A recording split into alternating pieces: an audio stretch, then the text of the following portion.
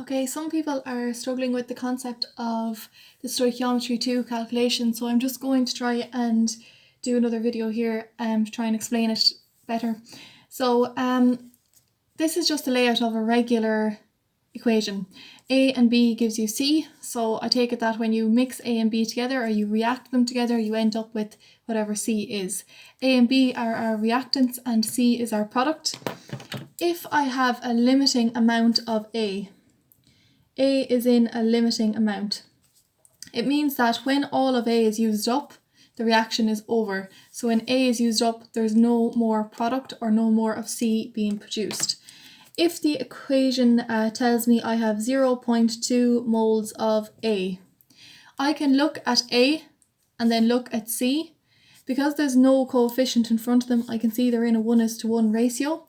That means that when I use up all of A, 0.02 moles of it, the maximum amount of C I can produce is 0.2 moles of it. And then using the relative molecular mass of C from the periodic table, I can work out what 0.2 moles of it is in grams. That's in an ideal world.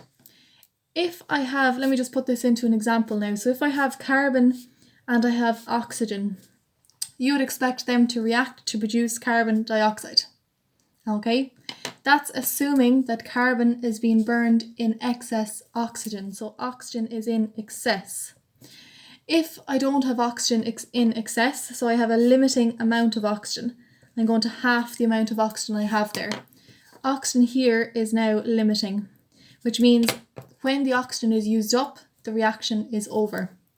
So if I have half of an oxygen reacting with carbon, I now have carbon monoxide.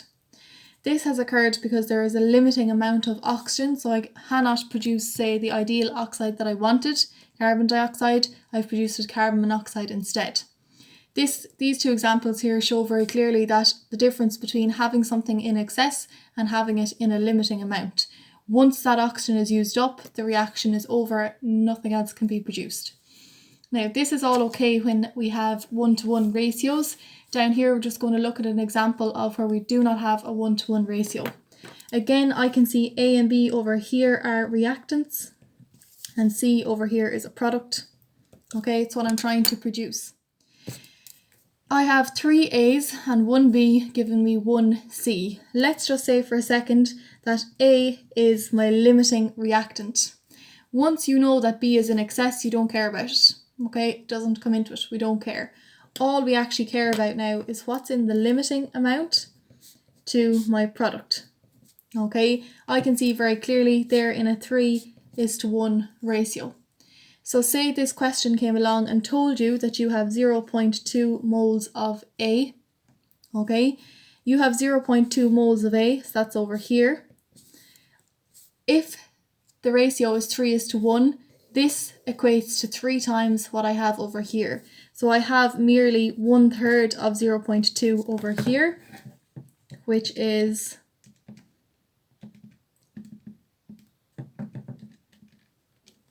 going to be 0.067 moles of C.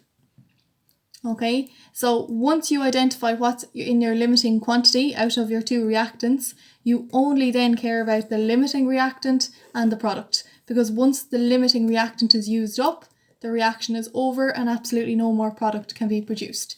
Here I see my reactant is in 3:1 ratio. Therefore, if I have 0.2 moles of my reactant, I have only 1/3 that amount of C. And again, I found out 0.2 moles of reactant equates to 0.067 moles of C. Again, if I want to now calculate the mass is moles multiplied by the relative molecular mass. So that would be my 0.067 multiplied by and whatever the relative molecular mass of this molecular formula C is from the periodic table. Now what I'm going to do is I'm going to attempt question 7 on page 458. Okay, question 7. Okay, I just paused it there to write it out and save you looking at that. Okay, I see here I have 3 times this substance, which I'm told is phenol methanol, or we know benzyl alcohol, same word. It's reacted with potassium permanganate, which in the question they have told us is in excess. That's in excess. Straight away, if this reactant is in excess, that means this one is in a limiting amount. Okay, so we know that straight away. So this is all I'm concerned about because it's my limiting factor. The product over here is benzoic acid, and it tells me that I have created, it has found at the end that 1.86 grams of benzoic acid has been produced. Now, this indicates to me that a student went along and carried out this experiment in real life. At the end, they measured out their benzoic acid crystals and they got 1.86 grams, which means that this is the actual yield. That is the actual amount of benzoic acid crystals the students weighed out. What I need to do in the question, it says, calculate the percentage yield of benzoic acid.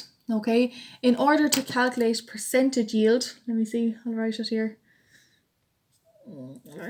Okay, in order to calculate percentage yield, what I need to find is the actual yield divided by the theoretical yield and multiply it by 100. That's what I'm trying to do in the question. Straight away, I already have an actual yield. So what I need to do is identify which of my two reactants is limiting. They've told me in the question, so it's going to be my phenol methanol straight away. Then I'm going to compare the ratio of phenol methanol to benzoic acid crystals. And then I'm going to identify the theoretical amount of benzoic acid crystals that could have been produced if this experiment went 100% correctly, no error. In real life, we know the student only actually produced 1.83 grams, so I'm thinking straight away my theoretical yield will probably be higher than this number because they theoretically could have produced more, and oftentimes they end up producing a bit less once they actually carry out the experiment. Now, first thing you'll notice is they've given me 3 centimeters cubed of phenol methanol, which has a density of 1.04 grams. That is no good to me. Okay, we need to convert everything into moles. So moles is going to be mass divided by relative molecular mass. Straight away, I don't have a mass. So what I'm going to do is identify density equals mass divided by volume. So mass is going to be density multiplied by volume. So straight away the density here is 1.04 multiplied by the volume, which is 3, and it gives me a mass of 3.12 grams. Okay, so now I have 3.12 grams and I need to divide that by the relative molecular mass of this. Okay, so relative molecular mass from the periodic table of C6H5CH2OH is going to be 6 times 12 grams plus 5 times 1 gram plus 12 grams plus 2 grams plus 16 grams plus 1 gram.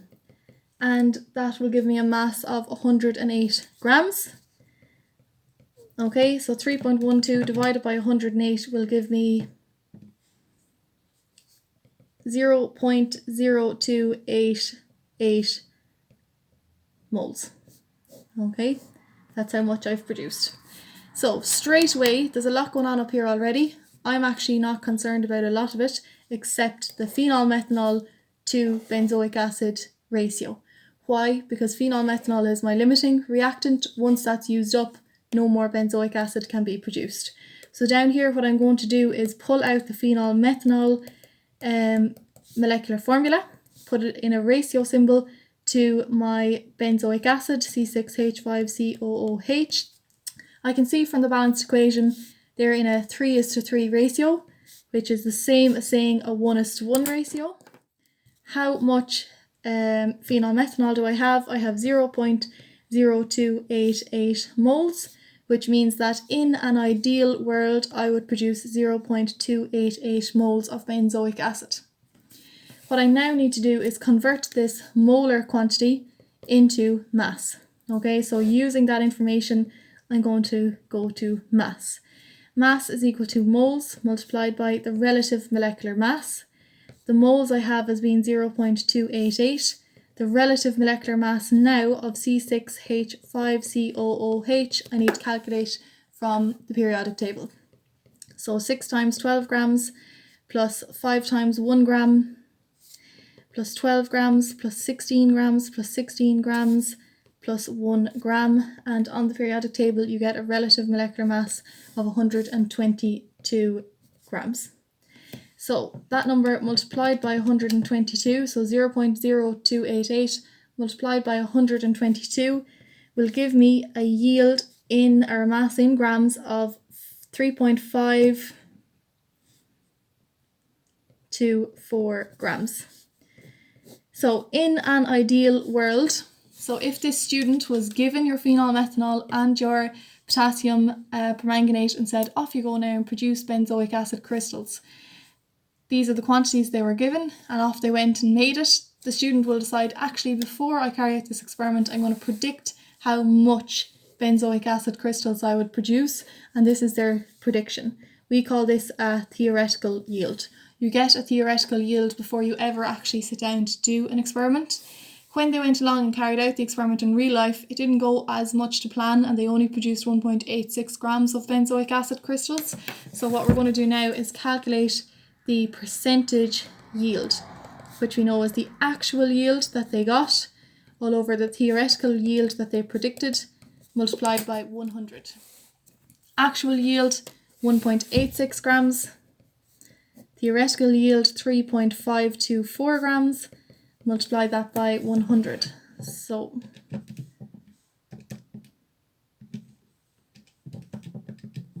and you get a percentage yield of 52.78%. Okay.